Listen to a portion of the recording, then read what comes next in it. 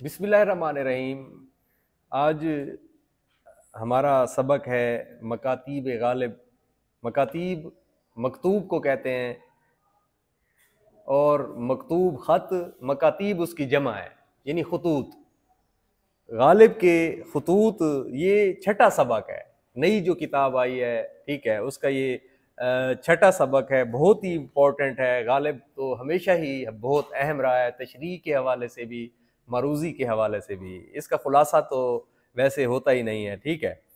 तो मकातीब गालिब जो है, सबसे पहले हमें पता होना चाहिए कि गालिब कौन है। नजमुद्दौला, दबीरुल मुल्क, बहादुर निज़ाम जंग, मिर्ज़ा नौशा, मिर्ज़ा असदुल्ला ख़ान उनका असल नाम था, मिर्ज़ा नौशा भी उनको कहते थे, ठीक है। पहले वो असद तखल्लुस करते थे, फिर वो गालिब करने लगे। ये लाश बेकफन असद खस्ता जां की है, हक मगफरत करे अजब आज़ाद मर्द था, ठीक है। तो उनका जो नस्लन जो है ना, वो ऐबिक तुर्क थे और उनके वालिद अब्दुल्ला बेग सिपाही पेशा थे और गालिब 5 बरस के थे कि वो एक मार्के में मारे गए इनके वालिद और ये यतीम हो गए।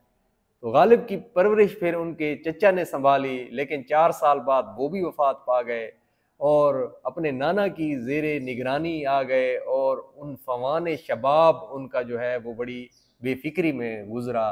तो इसीलिए वो जो है ना बेफिक्र ज़िंदगी गुजारते थे। ज़रीफ़ाना जो है ना उनकी मतलब कि तबीयत थी। गालिब बुनियादी तौर पर शायर थे और अपनी फ़ारसी शायरी पर फ़ख्र किया करते थे। इब्तदा में वो ख़त भी फ़ारसी में लिखते, लेकिन बढ़ती उम्र के बाद जिद्दत पसंदी, उर्दू में ख़त लिखने शुरू किए। उन्होंने अपने दोस्तों और शागिर्दों से बहुत जो है ना से ख़त लिखे उनको, जिनके मजमूए ऊद हिंदी और उर्दू मुअल्ला के नाम से उनकी अपनी ज़िंदगी में ही जो है ना वो मुरतब जो है वो होने लग गए। गालिब अपने अहद और ज़माने की एक नाबगा रोज़गार शख्सियत थे, जो अपने दौर के इल्मी और अदबी कमालात और रिवायात की अक्कासी करती थी। उनकी शख्सियत अपने तमाम तर रचाव और वसअत के साथ उनके खतूत में जो है वो झलकती है। उनके खतूत की अहम खसूसियत उनका उसलूब बयान है। अच्छा, उनके खतूत बेसाख्तगी है, तंज़ो मज़ाह है, उसमें शोखी है, ठीक है, और ज़राफ़त है, ये सारी चीज़ें उसमें हैं। अच्छा, उन्होंने जो है ना ऐसा अंदाज़ तहरीर जो है वो अख्तियार किया कि पहले उन्होंने मरासले को मकालमा बना दिया, ठीक है, और लेकिन उनकी बेतकल्लुफ़ी और यही उनके खतूत की इल्मी और अदबी शान है। और उनके जो है ना 2 ख़त शामिल हैं हमारे इस निसाब में। मकातीब गालिब में जो है ना 2 शामिल हैं। सबसे पहले जो है ना बनाम अलाउद्दीन अलाई है।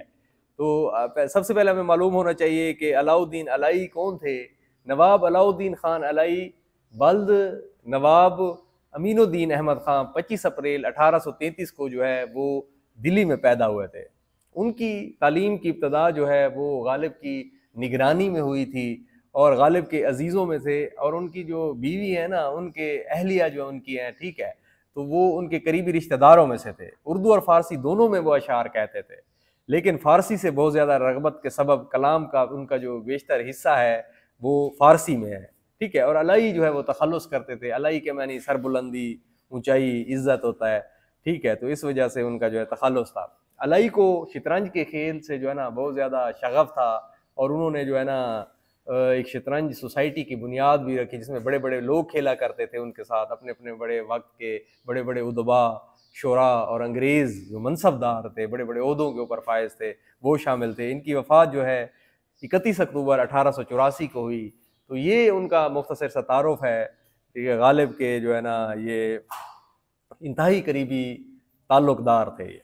अब बनाम अलाउद्दीन अलाई ये शुरू होता है कि जान गालिब, गालिब की जान, मेरी जान, ठीक है। तो ये सारे उन्होंने वो अलकबात, सारे चीज़ें बड़ी बड़ी वो जो थी, ठीक है, मुसज्जा, मुकफ़ा, इस तरह की चीज़ें उन्होंने ख़त्म करके सीधे बस जान गालिब, तुम तो समरे नोरस हो, ठीक है। जैसे समरे नोरस, समर फल को कहते हैं, नोरस ताज़ा पका हुआ फल। मजाजन जो है यानी जवान औलाद कहते हैं, नौजवान हो अभी, उन फवान शबाब है तुम्हारा, तुम समर नोरस हो। इस निहाल के, निहाल वो पौधा होता है फलदार पौधे को कहते हैं, ठीक है, छोटा सा पौधा होता है, ठीक है, छोटा पौधा, खूबसूरत सा पौधा होता है निहाल, कि जिसने मेरी आंखों के सामने नशो नुमा पाई, ठीक है, वो उनकी परवरिश हुई और मैं हुआ हवा खाओ साया नशी इस निहाल का रहा, ठीक है, मैं हवा भी देता रहा, यानी इस ख़ानदान के इस खूबसूरत फूल की आबियारी करता रहा, ठीक है, इस छोटे से पौधे को पानी लगाना और इसका जो है ना यानी ख्याल करना, उसका उससे मोहब्बत करना, ये सारा मेरा रहा है, ठीक है, क्योंकि तुम मुझको अजीज़ क्यों कर तुम मुझको अजीज़ ना होगे, फिर साफ ज़ाहिर है तुम मुझे क्यों कर अजीज़ नहीं हो सकते, प्यारे अच्छे क्यों नहीं लग सकते, मेरा तुम्हारे साथ ताल्लुक जो इतना गहरा है। रही दीदाउदीद मेल मुलाकात मेल जोल, तो उसकी दो सूरतें हैं, तुम दिल्ली में आओ या मैं लोहारो आऊँ, ये लोहारो में रहते थे अलाई, तो मजबूर मैं, तुम मजबूर हो, मैं माजूर हूँ, मैं माजूर हूँ, बूढ़ा हूँ, हरकत नहीं कर सकता, ठीक है, खुद कहता हूँ कि मेरा उज़र, मेरा जो उज़र बहाना होता है, ठीक है, जिनहार हरगिज़ नहीं, और मसमू ना हो, यानी सुना गया कबूल किया गया, जब तक ना समझ लो कि मैं कौन हूँ और माजरा क्या है। अच्छा सुनो, अब ये सारी बातें करने के बाद उसको कहते हैं, ठीक है, कि सुनो, ये उनका तमसीली अंदाज है जिसमें भी ज़राफ़त है, खूबसूरती है, जिसको सुन के इंसान खुश हो जाता है कि सुनो आलम दो हैं, दो जहान है, ठीक है, साफ ज़ाहिर एक आखरत है, एक दुनिया है। अब एक जो है ना यानी आलम अरवाह है, जहाँ पर रूहें मौजूद हैं, मरने के बाद भी रूहें वहीं जाती हैं, और एक आलम आबो गिल है, मिट्टी का पानी और मिट्टी का जहान मुराद दुनिया है। तो हाकिम इन दोनों आलमों का वो एक ही है, अल्लाह ही है, अल्लाह खालिक है। फिर जो गालिब फरमाते हैं, जबकि तुझबिन नहीं कोई मौजूद, फिर ये हंगामा ए खुदा क्या है, शिकन जुल्फ अंबरी क्यों है, निगाह चश्म सुरमा सा क्या है, सब्ज़ा गुल कहाँ से आए हैं, अब्र क्या चीज़ है, हवा क्या है, ठीक है। तो ये जब तू ही है तो बस तू ही है, एक ही है।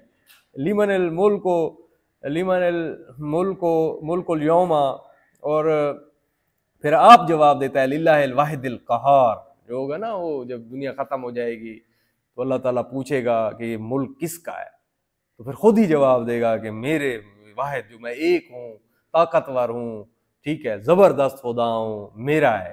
तो ये जवाब है, ठीक है, अल्लाह का ही है सब कुछ, ये दुनिया जहान वो जहान, हर जहान अल्लाह का है। तो हर चंद कायदा आम ये है कि आलम आबो गिल के मुजरिम, जो इस दुनिया के मुजरिम हैं, वो आलम अरवाह में जाके सजा पाते हैं, लेकिन यूं भी हुआ है कि आलम अरवाह के गुनहगार जो वहां पे भी गुनहगार रहे होंगे, उनको दुनिया में भेजकर सजा देता है अल्लाह। तो हमारे साथ भी यही हुआ है।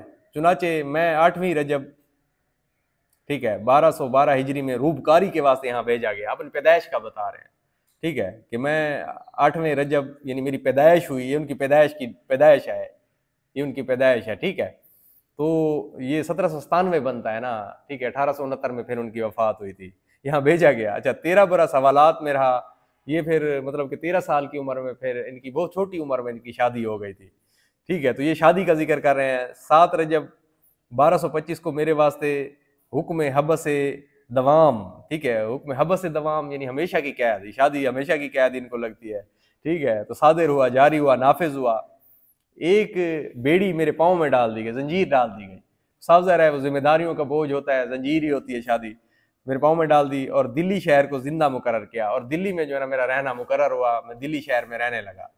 दिल्ली जो एक शहर था आलम में इंतखाब रहते थे मुंतखब ही जहाँ रोज़गार के, उसको फलक ने लूट कर वीरान कर दिया। हम रहने वाले हैं उसी उजड़े दियार के, क्या बूदोबाश पूछो हो पूरब के साकिनो, हमको गरीब जान के हंस पुकार के। तो ये मीर तकी मीर के खूबसूरत दिल्ली के हवाले से अशार है। मुझे जिंदा में डाल दिया, इस कैद खाने में जो है ना डाल दिया, यहीं पे जो है ना मेरा रहना बस जाना जो है ना वो लिख दिया गया किस्मत में। अच्छा अब फिक्र नज़्म नसर को मुशक्कत ठहराया, ठीक है, अब साफ ज़ाहिर है दुनिया में आ गया सज़ा के वास्ते, अकूबत के वास्ते।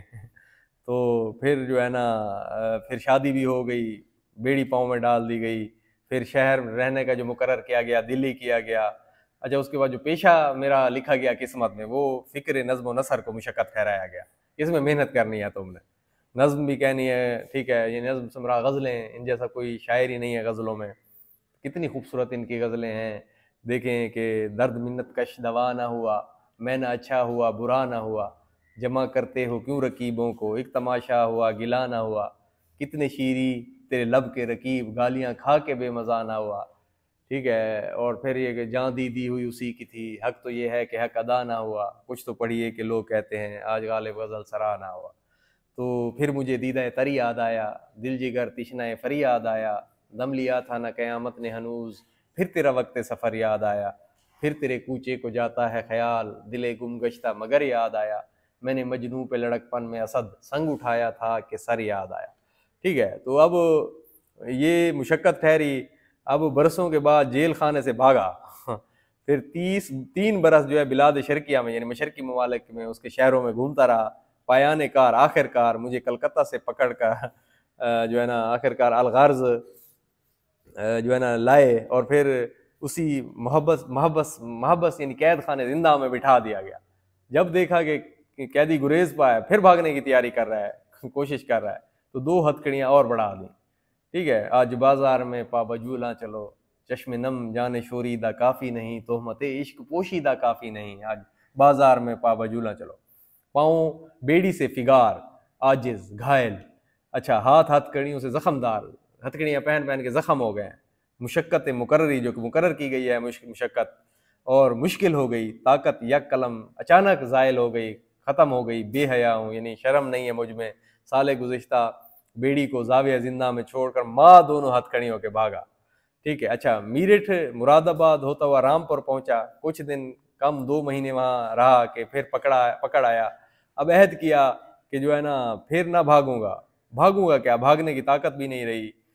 अब हुक्म रिहाई देखे कब सादिर होता है, कब जो है वो मिलता है आज़ादी का परवाना। एक ज़ईफ़ सा एहतमाल है, शुबा है कि इस माह ज़िल हज्जा को यानी 1277 हिजरी में छूट जाऊंगा, यानी दुनिया से ही रुखसत हो जाएंगे। अब तो घबरा के ये कहते हैं कि मर जाएंगे, मर के भी चैन न पाया तो किधर जाएंगे। अच्छा गम अगरचे जान गुसल है, पाह बचे कहाँ के दिल है, गम इश्क अगर ना होता गम रोज़गार होता। बहर तकदीर का लिखा ही ऐसा है कि रिहाई के बाद तो आदमी सिवाय अपने घर के और कहीं नहीं जाता। मैं भी बाद निजात सीधा आलम अरवाह को चला जाऊंगा, दुनिया से रुखसत हो जाऊंगा, मैं भी चला जाऊंगा। फर्रुख आरूज के अज खाना जिंदा बरूम, सुए शहर खुद अजीम वादिये वेरा बरूम। तो वो खुशी का मकाम है, जब इतने दुखों रंज से खूगर हुआ इंसान तो मिट जाता है रंज, मुश्किलें मुझ पे इतनी पड़ी कि आसान हो गए। तो इतनी मुश्किलें पड़ी इस गालिब के ऊपर, वो कहते हैं कि अब खुशी खुशी जिस जहाँ भी जाएंगे वहाँ पे खुशी खुशी हम रहेंगे। तो ये जिलहिज्जा 1277 हिजरी जून 1861 को ये खत लिखा गया, और राइट इसके जो है ना 8 साल बाद आपकी वफात हो गई थी।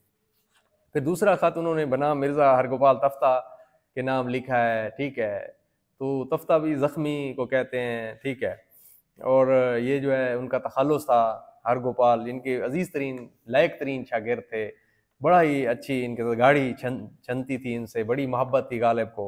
तो ये जो हमारी पुरानी उर्दू की किताब है उसमें भी शामिल है।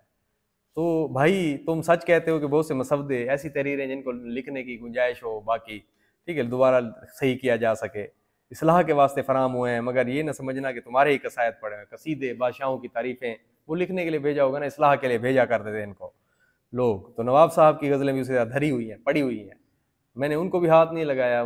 ठीक है, अच्छा बरसात का हाल तुम्हें मालूम है, और ये भी तुम जानते हो कि मेरा मकान घर का नहीं है, अपना नहीं है, किराए की हवेली में रहता हूँ। जुलाई से मींह शुरू हुआ, शहर में सैकड़ों मकान गिरे, और मींह की नई सूरत में दिन रात में जो है ना 2-4 बार बरसे, और हर बार इस जोर से कि नदी नाले बह निकले। तो सैलाब की वजह से, पानी की वजह से, बारिशों की वजह से सैलाब बन गए। वो इतना पानी बरसा, इतना बरसा कि जो है ना नदी नाले बह निकले। बाला खाने का जो ऊपर का कमरा है, जो दालान मेरे उठने बैठने का, ठीक है, जो ऊपर का कमरा है, ठीक है, वो मेरे उठने बैठने सोने जागने जीने मरने का महल है। अगरचे गिरा नहीं, लेकिन छत छलनी हो गई, उसमें सुराख हो गए। कहीं लगन परात जिसको टब जिसको कहते हैं, कहीं चिलमची जो हाथ धुलवाने वगैरह का धोने का बर्तन होता है, कहीं उगालदान जहाँ पे पान की पीक डाली जाती है, कलमदान किताबें उठाकर तोशे खाने में स्टोर में कोठड़ी में रख दिए। मालिक मुरम्मत की तरफ मुतवज्जे नहीं, कश्ती नूह में ये इन्होंने तलमीह का इस्तेमाल किया है। 3 महीने रहने का इतफाक हुआ, अब निजात हुई है। नवाब साहब की गज़लें और तुम्हारे कसायद देखे जाएंगे, नवाब साहब की गज़लें भी देखूंगा और तुम्हारे कसीदे भी देखूंगा। मीर बादशाह मेरे पास आए थे, तुम्हारी खैर वाफियत उनसे मालूम हुई। मीर कासिम अली साहब मुझसे नहीं मिले, परसों से नवाब मुस्तफ़ा खान साहब यहाँ आए हुए हैं, एक मुलाकात उनसे हुई, अभी यहीं रहेंगे, बीमार हैं। एहसनुल्लाह खान मुआलिज हैं, इलाज करने वाले हैं, ये उस वक्त के बादशाहों के मुआलिज थे। फसद हो चुकी है, यानी मतलब कि यानी निश्तर लगा कर खून निकालना, गंदा खून निकालते थे ना, फिर उसकी जगह ताज़ा खून आता था और इंसान जो है ना वो तरोताज़ा हो जाता था। ठीक है, हिजामा भी इस्लाम में है ये। और फिर झूंके लग चुके हैं, पैरासाइट, ऐसा इंसान दोस्त कीड़ा इंसान में दाखिल किया जाता है जिससे वो मतलब जो पुराना गंदा खून होता है उसको चूस के नया फिर उसकी जगह खून बनता है, तो इंसान जो है तरोताज़ा रहता है उससे। अब मुसिल की फ़िक्र है, दस्त आवर, ठीक है, यानी कब्ज़ को ख़त्म करने के लिए जो है ना अब उसकी फ़िक्र है। सो उसके सिवा सब तरह की खैर वाफ़ियत है। ये थोड़े थोड़े सेहत के मसाइल इन्होंने बताए। मैं नातवा बहुत हो गया हूँ, कमज़ोर हो गया हूँ, ठीक है, क्योंकि ये 1864 की बात है और 1869 में इनकी वफ़ात हो गई थी। गोया साहिब फिराश हूँ, लेटा ही रहता हूँ फ़र्श के ऊपर, कोई शख्स नया तकल्लुफ़ का जो है मुलाकात का आ जाए तो उठ बैठता हूँ, ठीक है, वरना पड़ा रहता हूँ, लेटे लेटे ख़त लिखता हूँ, लेटे लेटे मुसव्वदात ये तहरीरें देखता हूँ। अल्लाह अल्लाह, बस अल्लाह ही अल्लाह है, अल्लाह ही अल्लाह है। कोई उम्मीद बर नहीं आती, कोई सूरत नज़र नहीं आती, मौत का एक दिन मुअय्यन है, नींद की रात भर नहीं आती। मरते हैं आरज़ू में मरने की, मौत आती है पर नहीं आती। जानता हूँ सवाब इताअत व ज़ुहद, पर तबीयत इधर नहीं आती। काबे किस मुँह से जाओगे गालिब, शर्म तुमको मगर नहीं आती, शर्म तुमको मगर नहीं आती। ठीक है, तो ये मतलब कि जो है ना इनके अशार थे। फिर अलाउद्दीन इलाही के नाम मुख्तसर सवालों के जवाब हैं। ये अच्छे तरीके से सबक पढ़ा हुआ हो तो गालिब ने किस किस आलम का जिक्र किया? 2 आलम का जिक्र किया, ये पता है आपको। आलम अबू गिल के मुजरिम कहाँ सज़ा पाते हैं? वो आलम अरवा में, और आलम अरवा के दुनिया में भेज दिए जाते हैं। मीर बादशाह मेरे पास आए, ठीक है, तो ये फिर इनके आगे कोई सवाल हैं। नवाब मुस्तफ़ा खां की बीमारी का जो है ना इन्होंने जिक्र किया अपने दूसरे ख़त में। ख़त का मुतबादिल जो है ना लफ्ज़ फिर ये है कि मरासला, ठीक है, और गालिब तुम समरे नोरस हो, अलाउद्दीन इलाही के नाम है ये। ख़त के इलाही का मस्कन जो है ना बताया गया वो लोहारो था। तो इसी तरह फिर आगे गालिब ने अपने आप गुनहगार क्यों कहा, ठीक है, तो आलम आबो गिल के गुनहगार तो वो वहाँ पे जाएंगे आलम अरवा में, वहाँ के यहाँ आलम आबो गिल में आएंगे। तो मिर्ज़ा हल गोपाल तफ्ता ने गालिब की सलाह के लिए कसायद भेजे थे और नवाब साहब की जो है ना वो गज़लें पड़ी हुई थी। फिर आगे ये कोई खाली जगह हैं तो ये भी अच्छे तरीके से पढ़ा जाए कुछ। फिर जो है ना दुरुस्त अल्फाज हैं। फिर एक इबारत दी गई है उसमें से सवालात पूछे गए हैं, ये चीज़ उन्होंने नई शामिल किया है। कोई जदीद साइंसी मवासलात के निज़ाम के हवाले से हैं, रेडियो टेलीविज़न, ठीक है, इसके हवाले से फिर उसके सवालात बनाए गए हैं। फिर निदाया, फिर रमूज़ औक़ाफ़ का इस्तेमाल किया गया। निदाया निदा, पुकारना, बुलाना, अरे भाई इधर आओ हज़रात, एक ज़रूरी एलान सुने, फिजाया जज्बात का इज़हार है, उफ़ो इतनी गर्मी है, काश मैं मेहनत करता तो पास हो जाता, उई अल्लाह सांप, ये इस तरह की जो है ना यानी वो हैं। फिर हरूफ तासुफ़, ताज्जुब, नफ़रीन, नफ़रीन लानत को कहते हैं ना, यानी किसी के ऊपर ला हौल वला कुव्वत, मैंने आज तक ये आज मैंने किसकी सूरत देख ली, तो इसकी मिसाल ये है। फिर हरफ तमन्ना भी है, हरूफ तहसीन भी है। फिर सियाक व सबा के हवाले से 3 पैराग्राफ इसमें बताए गए हैं। फिर सरगर्मी दी गई है, इंफॉर्मेशन टेक्नोलॉजी के हवाले से कहा गया है। तो ये एक पूरा पैकेज बना के जो है ना ये किताब इन्होंने वो किया। बहुत ही खूबसूरत किताब है और स्टूडेंट्स को उम्मीद है पढ़ने में मज़ा आएगा, टीचर्स को भी अच्छा लगता है पढ़ा के। तो इंशाल्लाह नए सबक के साथ फिर हाजिर होंगे, तब तक के लिए इजाज़त।